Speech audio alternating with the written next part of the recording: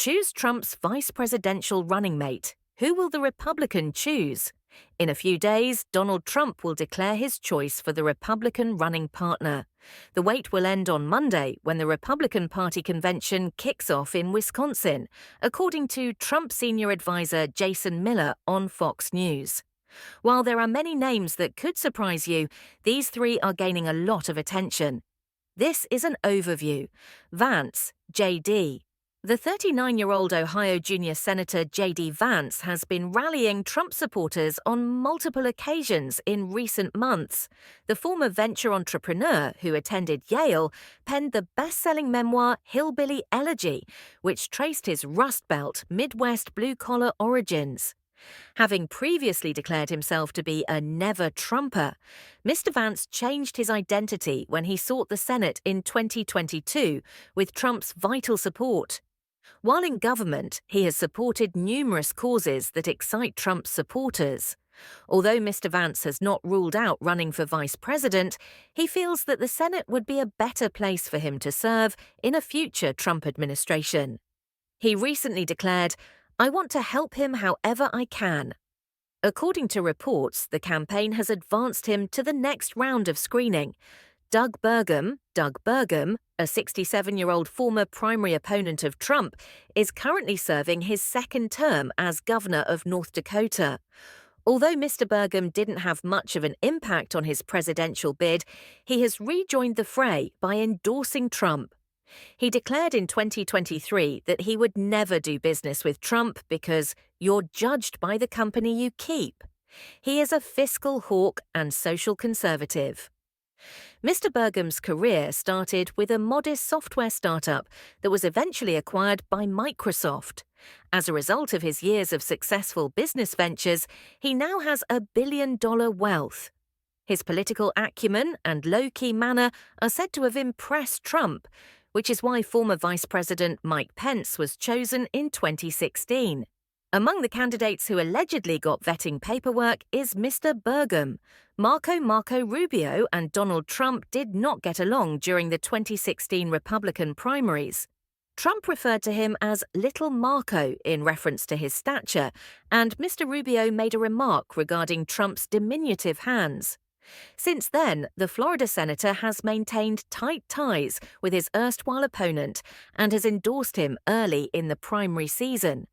Born into a working-class Cuban immigrant family, Mr. Rubio was previously considered as a possible running mate for Mitt Romney, the Republican nominee in 2012. Being a very young and charismatic 53-year-old, he has the potential to assist Trump in capturing a greater portion of the Latino vote.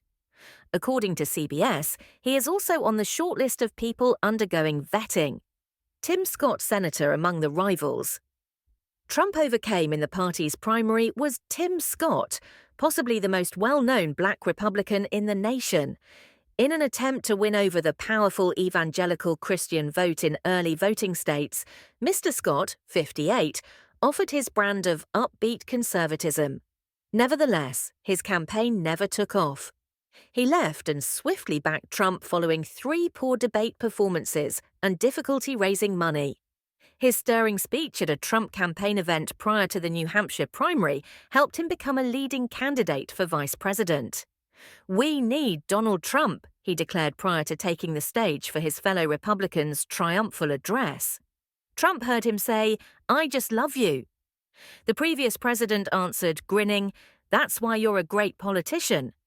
Ever since, Mr. Scott is much better at advocating for me than he was for himself, according to Trump, who has said this frequently. According to CBS, Mr. Scott is among individuals who allegedly received vetting materials from the Trump campaign. Byron Donalds. 45-year-old Byron Donalds has contributed to black conservatism's increased visibility. Before entering municipal politics in Florida in 2012, Mr. Donalds, who was born in New York to a single mother, worked in banking, insurance, and finance. He represented the conservative wing of his party in Washington after serving 4 years in the Florida House of Representatives. He has been a member of the U.S. House since 2020. On June 15th, Mr. Donalds accompanied Trump to a Michigan campaign stop targeted at gaining support from African Americans. Mr. Donalds was openly endorsed by the former president as a possible running partner. "Byron Donalds is an incredible guy, and I noticed he happens to be on the list of potential vice presidents," Trump stated. "Would anyone like to see him as a vice president?" When questioned if he had discussed the job with Trump, he played coy in an appearance with Fox News. "Maybe, maybe not," Mr. Donalds remarked. "I'm going to keep that to myself." The lawmaker went on, "I think President Trump is going to make a great decision. Obviously, it's his decision alone. Still, he is undoubtedly up for the position. I mean, who wouldn't?" The congressman responded when asked in November if he would take the position of vice president in a second term of President Trump.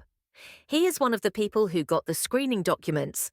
Stephanie Elise, as the highest-ranked Republican woman in the U.S. House of Representatives, Elise Stefanik, a 40-year-old lawmaker from New York, holds the title.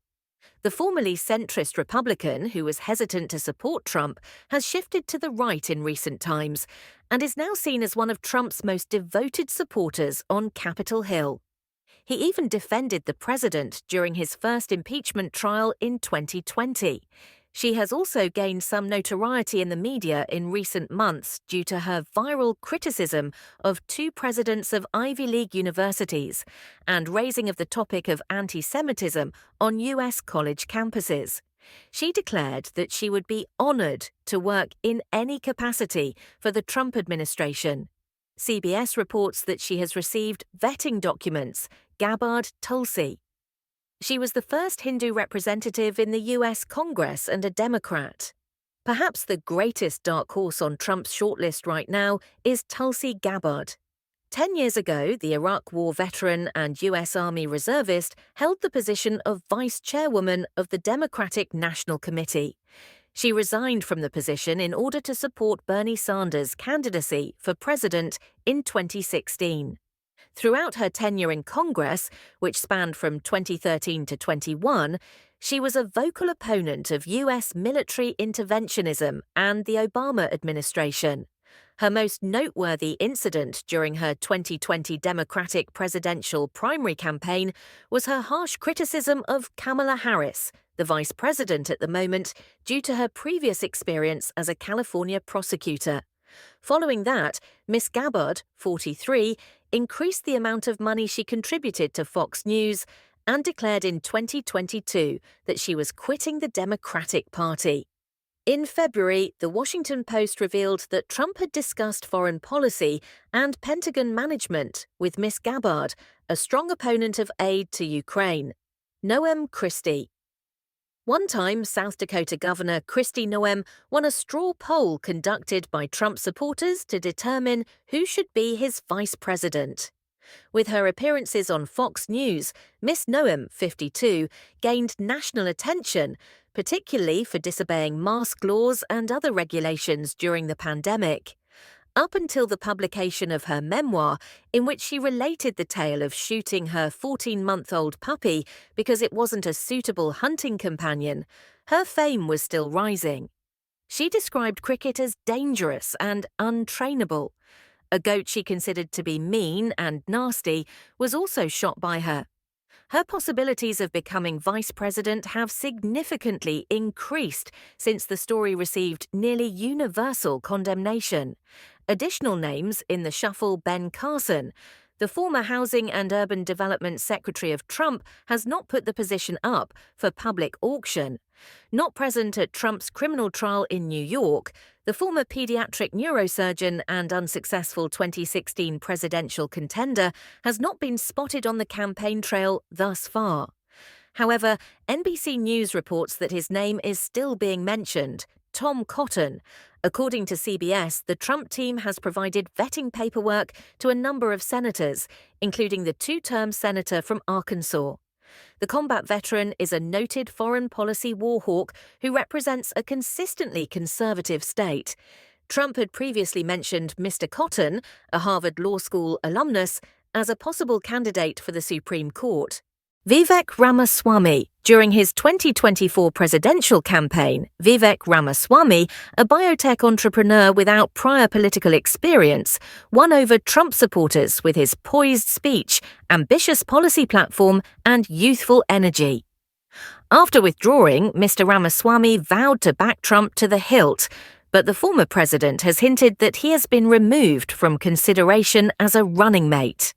Ron DeSantis, following his resounding victory in the 2022 midterm elections, Mr. DeSantis was considered the leading conservative figure who might spearhead Trump's agenda.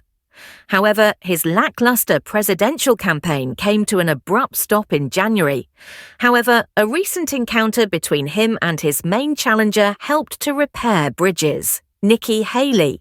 A number of Trump's supporters have proposed that he may gain the support of suburban women who are hesitant to vote for him if he fields his former UN ambassador on the presidential ticket.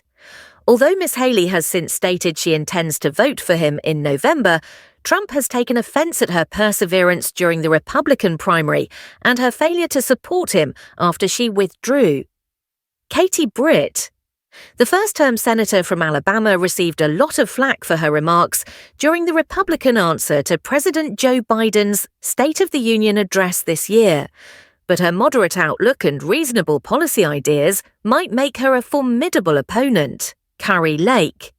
The former TV anchor linked herself to Trump's baseless accusations of election fraud in 2020 and lost her bid to become governor of Arizona in 2022. She has yet to accept her loss. Although Ms. Lake is now the Republican nominee in this year's U.S. Senate campaign in Arizona, her charm has won her many supporters in the Trump camp. Sarah Huckabee Sanders. This politician from Arkansas's second generation rose to the position of governor after working as President Trump's press secretary for 2 years in the White House.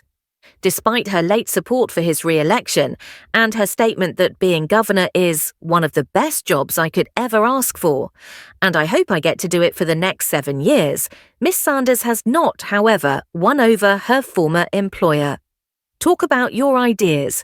Join our channel and leave comments, likes and shares.